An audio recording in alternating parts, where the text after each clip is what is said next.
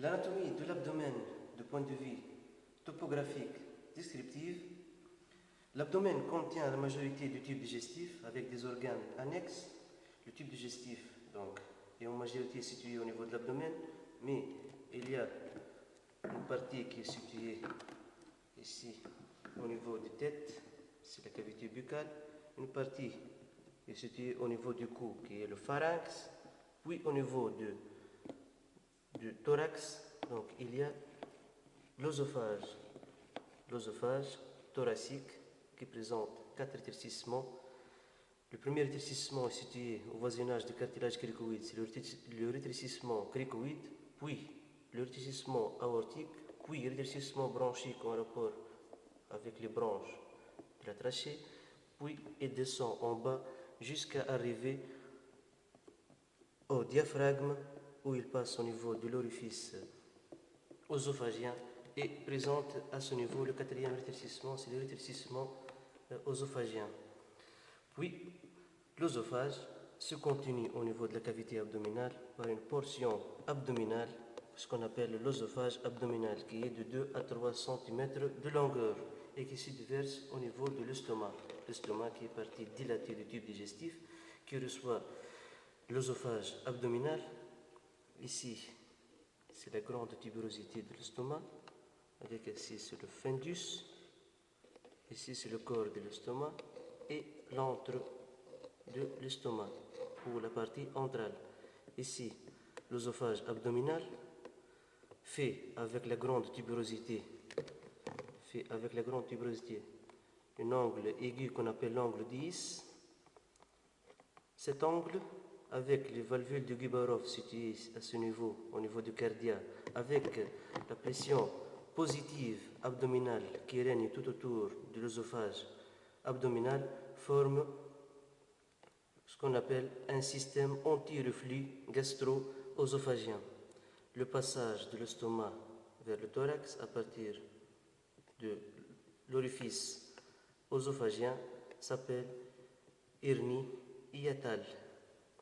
L'estomac, qui est une partie dilatée du tube digestif, qui présente une face antérieure et face postérieure, qui est liée à l'œsophage par le cardia et au duodénum par le pylore, présente deux bords, bord interne qu'on appelle petite courbure et bord externe qui est la grande courbure. L'estomac se termine par le pylore au niveau du duodénum. Ici, c'est le duodénum. On voit ici mieux le duodénum. Donc, duodénum qui présente 4 portions. Portion D1 qui est d'environ 5 cm, puis D2 qui est d'environ 10 cm, puis D3 5 cm, puis D4 qui est d'environ 5 cm et se termine au niveau de l'angle duodéno-jejunal ou l'angle du Treitz. Duodénum est en rapport étroit avec une glande endocrine et exocrine qui est le pancréas qui présente ici c'est tête du pancréas, à ce niveau c'est col ou isthme, puis le corps et se termine par la queue du pancréas. Le duodénum est en rapport étroit avec le pancréas, c'est pour cela on parle de bloc duodéno-pancréatique. Ici, au niveau de la portion la plus longue du duodénum, il y a ce qu'on appelle l'ampoule de Vater. L'ampoule de Vater qui présente deux caroncules majeurs et caroncules mineurs. Le caroncule majeur, ici au niveau de l'ampoule de Vater, reçoit le canal cholédoque qui fait partie des voies biliaires principales et le canal du Wirsung qui est le canal pancréatique principal. Donc le caroncule majeur reçoit le canal cholédoque qui fait partie des voies biliaires principales avec le Wirsung. Le caroncule mineur reçoit le canal de Santorini ou le canal pancréatique accessoire. Le duodénum donc se continue au niveau du jejunum et l'ilion pour former l'intestin grêle. Donc ici c'est le jejunum et l'ilion. constitue l'intestin grêle qui est d'environ 6 à 8 mètres de longueur, puis l'intestin grêle va se continuer au niveau du gros intestin. Ici, l'iléon va se déverser au niveau du cécum, ici sur le fond du cécum, avec à ce niveau sur le valvule iléocécale ou valvule de Bowen, puis ici c'est le côlon ascendant, l'angle colique droit, le côlon transverse, l'angle colique gauche, puis le côlon descendant, ici c'est le côlon descendant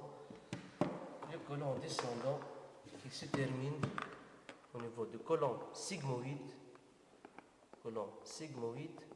puis le côlon sigmoïde se termine au niveau du pelvis par ici le rectum qui est constitué par l'ampoule rectale et le canal anal.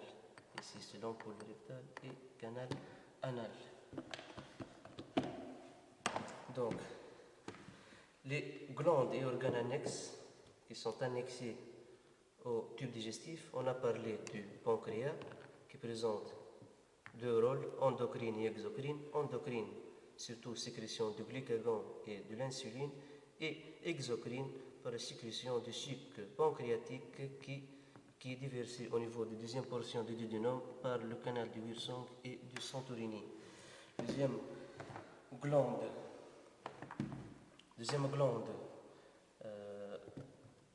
annexée au tube digestif, c'est le foie qui présente donc 4 lobes. Ici c'est le lobe droit, lobe gauche, ici lobe droit, lobe gauche, avec ici lobe carré et lobe codé. Au niveau du foie, donc ici en rapport avec le lobe carré, il y a la vésicule biliaire. La vésicule biliaire qui est constituée ici, c'est le fond de vésicule biliaire, le corps, ici le col.